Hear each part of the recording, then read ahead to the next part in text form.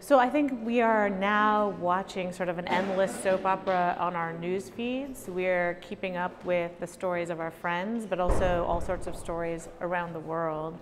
And so I believe that in some sense we have fulfilled our desire for narrative through those stories.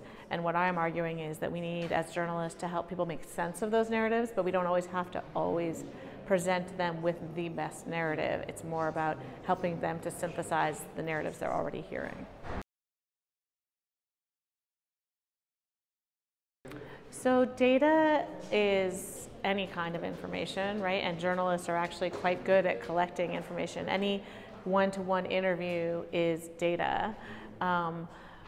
But oftentimes, just one person's story isn't a large enough sample size, right? You don't know whether that's representative.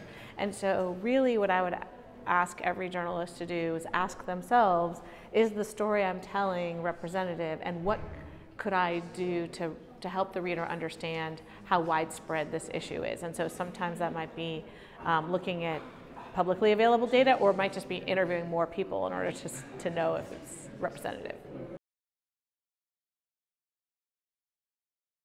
I think there's a lot of skepticism about journalism being reliant on anonymous sources, or where did they get that information from.